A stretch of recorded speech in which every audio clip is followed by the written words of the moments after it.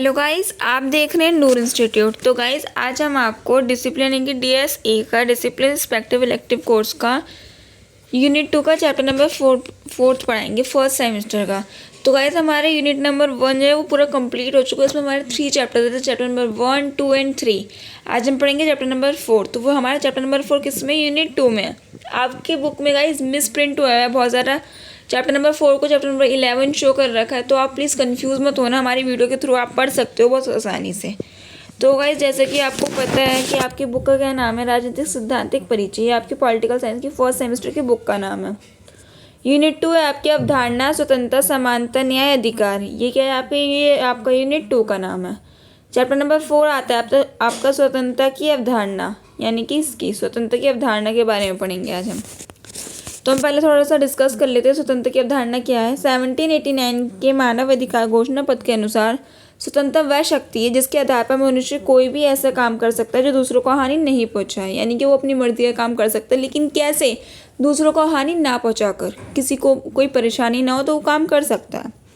Laski के अनुसार स्वतंत्रता का अर्थ उस वातावरण की स्थापना से है जिसमें मनुष्य को अपने पूर्ण विकास के लिए समान अवसर प्राप्त हो सके, कि पूर्ण विकास के लिए, यानी कि जो काम करना चाहता है उसका विकास के लिए वो काम कर सके। अब आते हैं हमारा नेक्स्ट टॉपिक, स्वतंत्रता, महत्व एवं परिभाषा। स्वतंत्रता की महत्व और परिभाषा के बारे में पढ़ेंगे हम।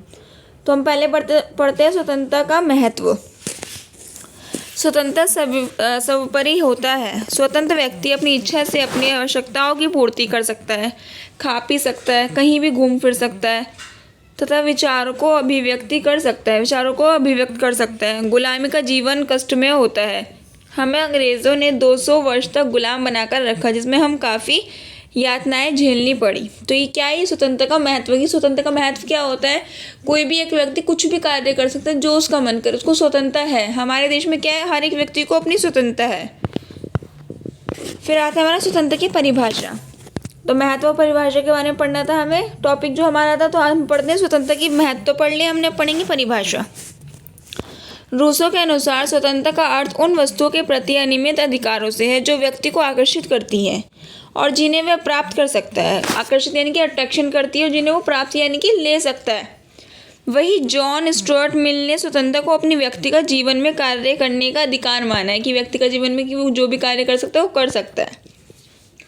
TH ग्रीन के अनुसार स्वतंत्रता उन कार्य को करने अथवा उन वस्तुओं को उपयोग करने की शक्ति है जो करने तथा उपयोग करने का योग्य है, कि वो योग्य है अगर उस काम को करने का तो वो कर सकता है।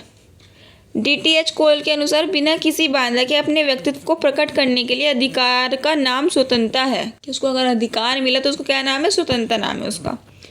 नेक्स्ट आते हैं महात्मा गांधी के अनुसार स्वतंत्रता का अर्थ नियंत्रण का अभाव नहीं वरन व्यक्ति के विकास की अवस्थाओं के प्रति है। अब हमारा नेक्स्ट टॉपिक आता है नकारात्मक स्वतंत्रता। स्वतंत्रता की 2 अवधारणाएं। कौन कौन सी अवधारणाएं, 2 अवधारणाएं, नकारात्मक स्वतंत्रता और सकारात्मक स्वतंत्रता। ये क्या है, 2 अवधारणाएं स्वतंत्रता की। तो अब हम पढ़ेंगे पहले नकारात्मक स्वतंत्रता के बारे में, इसके बारे में। नकारात्मक स्वतंत्रता अन्य लोगों के हस्तक्षेप से मुक्त है। नकारात्मक स्वतंत्रता मुख्य रूप से भारी संयम से मुक्ति से संबंधित है और सकारात्मक स्वतंत्रता अपनी इच्छा को पूरा करने के लिए शक्ति और साधनों का कब्जा के विपरीत है।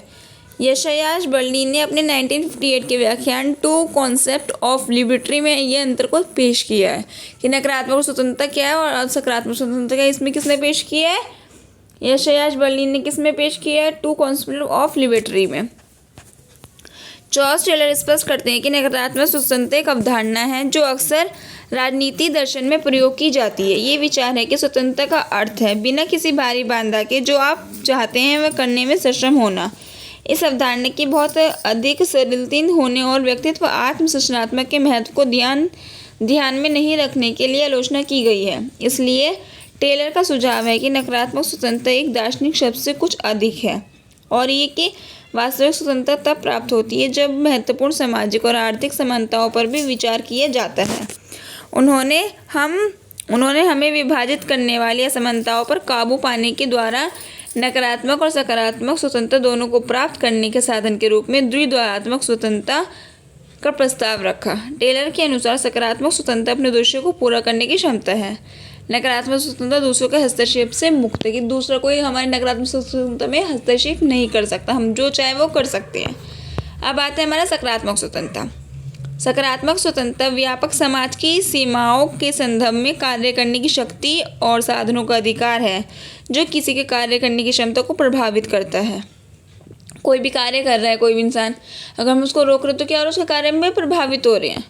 नकारात्मक स्वतंत्रता के विपरीत जो किसी कार्य पर भारी संयम स्वतंत्रता है, जैसे कि हर्मैन कहते हैं 1950 के दशक की वैचारिक परिस्थितियों में संदर्भ में यशायाह बर्लिन स्वतंत्रता की दो प्राथमिकताएं महत्वपूर्ण हैं। इसलिए सकारात्मक स्वतंत्रता की अवधारणा बाहरी बाधाओं से मुक्त में शामिल है, जो सकारात्मक स्वतंत्रता की समझ की ओर ले जाती है। मानव एजेंसी की चार्ल्स टेलर के अनुसार सकारात्मक स्वतंत्रता अपने उद्देश्यों को पूरा करने की क्षमता है। क्या है? अपने उद्देश्य को पूरा करने की क्षमता है। नकारात्मक स्वतंत्रता हस्तक्षेप मुक्ति से मुक्त है, मुक्ति से मुक्ति है कि अगर हम कोई कार्य करें तो हमारी कोई कार्य में दखलंदाजी नहीं कर सकता। संरचना और एजेंसी की अवधारणा सकारात्मक स्वतंत्रता की अवधारणा के केंद्र में है, क्योंकि मुक्त होने के लिए एक व्यक्ति को अपनी महत्वाकांक्षाओं को पूरा करने में सामाजिक संरचना के विरोध में मुक्त होना चाहिए। हालांकि वर्गवाद, लिंगवाद, उपरवाद, सामर्थ्यवाद और जातिवाद किसी व्यक्ति की स्वतंत्रता को व्यक्त कर सकते हैं, चूँकि सकारात्मक स्वतंत्रता मुख्य रूप से समाजशास्त्रीय एजेंसी व्यवसायों से संबंधित है। सकारात्मक स्वतंत्रता किससे है? समाज से, समाजशास्त्रीय एजेंसियों से। नागरिकों की सरकार में भागीदारी की क्षमता और उनकी आवाज़, रुचियों और परिचितियों को उन पर कार्रवाई करने की क्षमता है। यशायाह बर्लिन के निरूपण टू कॉम्प्रेस्ड ऑफ लिबर्टी 1958 को आमतौर पर सकारात्मक और नकारात्मक स्वतंत्रता के बीच स्पष्ट रूप से अंतर करने वाली पहली व्यक्ति के रूप में स्वीकार किया जाता है। पहले व्यक्ति कौन थे जिन्होंने सकारात्मक और नकारात्मक में डिफरेंस किया था? यशायाह बर्लिन। अगर इनके बारे में आते तो आप लिख सकते हैं एग्जाम में। अब आता है हमारा स्वतंत्रता की मार्क्सवादी अवधारणा। स्वतंत्रता की मार्क्सवादी अवधारणा में हम इसके बारे में पढ़ेंगे।